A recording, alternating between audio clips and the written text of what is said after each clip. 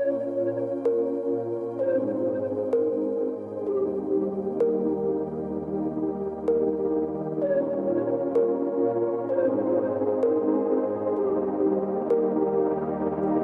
suis Mathias von Wies. J'exploite les mines d'asphalte depuis une trentaine d'années. On a mis en place différentes expositions et aujourd'hui on est arrivé à celle de l'Asphalt Story, puisque ça reste une question majeure des visiteurs de savoir comment l'asphalte est arrivé au Val de Travers.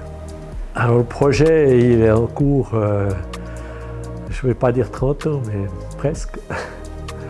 Il est en cours depuis une dizaine d'années où on se pose vraiment des questions de l'arrivée de cet asphalte. Qu'est-ce que du pétrole? Est-ce que le gisement a été créé sur place? Est-ce qu'il est venu d'ailleurs? Et toutes ces questions, on trouve certaines réponses, à toutes ces questions on trouve certaines réponses ici dans l'exposition. Alors l'exposition, elle se destine d'une part aux visiteurs qui ont découvert la mine d'un point de vue surtout ethnographique et qui aimeraient encore en savoir un peu plus du point de vue géologique. Alors je pense que cette exposition, elle a quelque chose de sympa, c'est qu'on a réussi à disséquer tout ce phénomène depuis la création de la matière organique jusqu'au gisement ici au Val de Travers en 6 expériences interactives où le visiteur peut interagir avec la machine pour comprendre le phénomène. Alors le plus gros défi, c'est de séquencer ce phénomène en 6 expériences essentielles qui permettront de comprendre cette arrivée de l'asphalte au Val de Travers. Alors le crowdfunding permettra de financer un solde du budget de construction des machines et de la scénographie.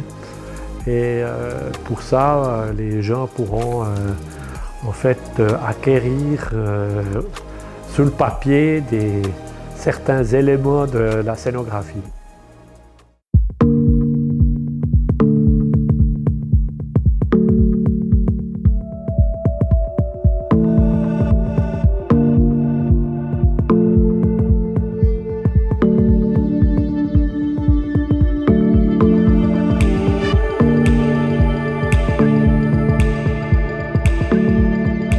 Je m'appelle Urs Eichenberg, je suis géologue de formation.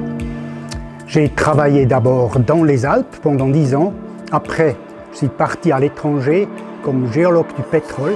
Plusieurs endroits de cette terre j'ai vu.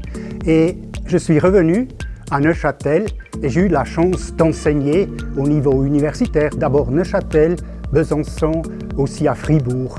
Et j'ai joint l'équipe de l'ISCA, qui est l'Institut suisse de spéléologie et de karstologie à la Chaux-de-Fonds, où j'ai travaillé les dernières 20 ans. Je suis arrivé dans l'Asphalt Story par ma formation de géologue de pétrole et par les liens de l'Université de Neuchâtel. L'histoire de l'asphalte est vraiment un peu compliquée pour les gens qui n'ont pas de contact avec la géologie, avec la géographie physique. Comme ces sujets ne sont pas enseignés dans l'obligatoire, c'est clair que c'est une histoire de spécialistes. Mais si on communique une histoire, le mieux c'est de s'y prendre chapitre par chapitre. Et c'est ce qu'on a essayé de faire ici à la Presta, en commençant de quelles sont les conditions nécessaires pour créer l'asphalte, comment ça se crée et comment ça arrive à la Presta. En revenant en Suisse, j'ai plus tellement l'occasion d'appliquer mon savoir de géologue du pétrole. L'asphalte étant un pétrole lourd est donc intéressant et j'étais très content de pouvoir m'appliquer. Une difficulté reste toujours de communiquer un contexte scientifique qui est appuyé sur beaucoup de diverses mesures, connaissances, sur un langage très spécifique aussi à la population, ou à monsieur et madame tout le monde. C'est-à-dire il faut essayer de simplifier un maximum sans tomber dans le faux scientifiquement.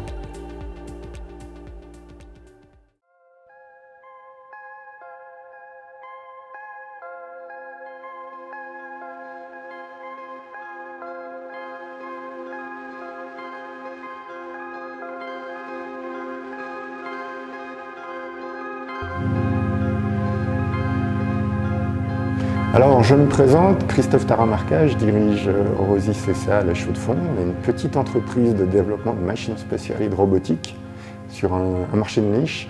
C'est la robotique compacte, principalement des développements qui partent pour la microtechnique, pour l'horlogerie, etc. Alors l'histoire d'Asphalt Story, c'est d'abord une rencontre un petit peu hasardeuse au vol de travers. Donc en fait, ça nous a amené à la réflexion qu'on était capable de faire de A à Z en fait, ces développements pour Asphalt Story.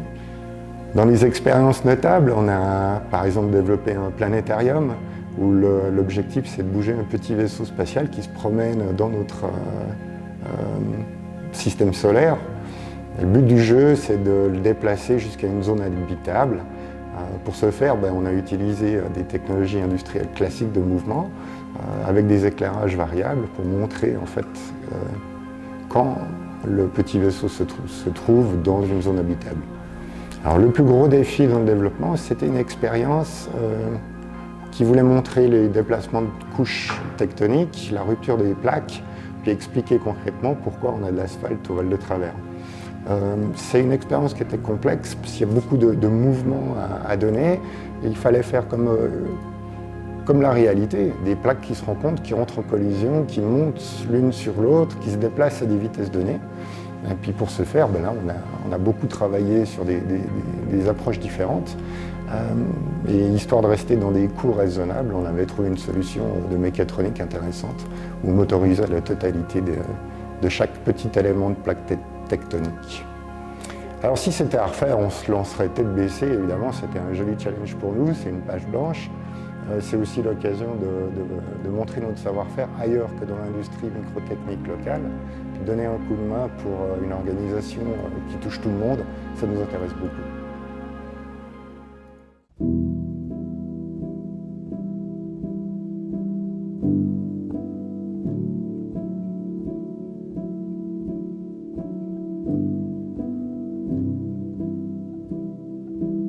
Je me présente, je suis Corinne Grandjean, je travaille au Théâtre de la Poudrière à Neuchâtel.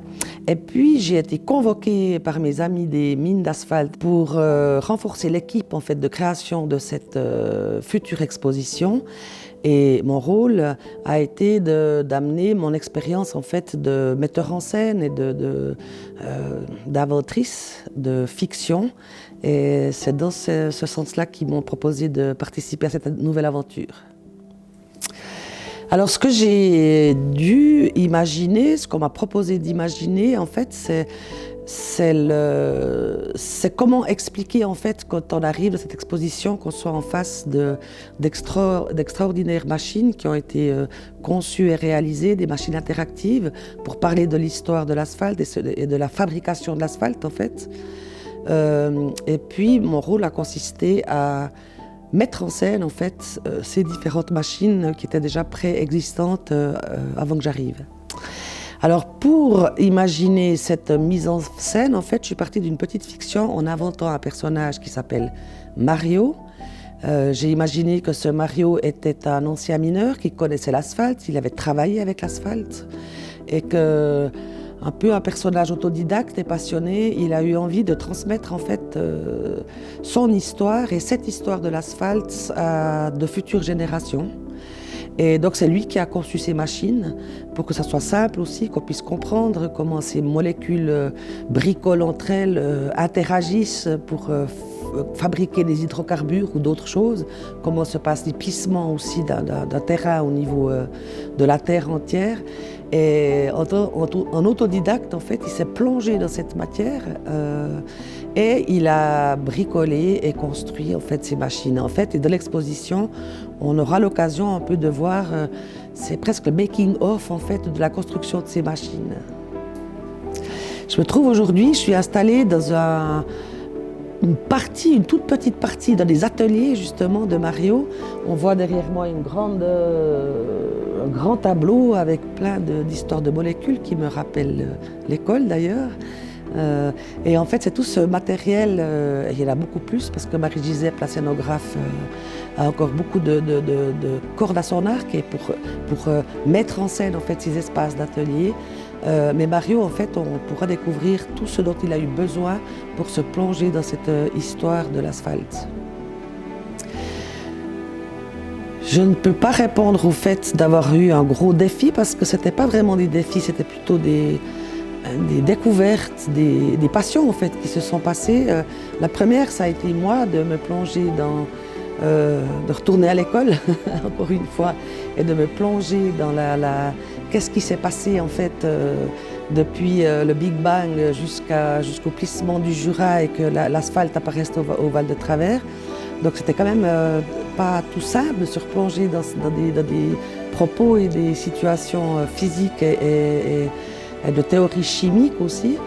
Mais c'était vraiment passionnant parce qu'il y avait autour de moi encore une fois des gens qui ont rendu la chose accessible et passionnante. Et puis j'ai trouvé admirable aussi l'idée des gens des mines d'asphalte en fait de créer un petit groupe comme ça de gens avec différentes compétences pour mener à bien la réalisation de cette exposition.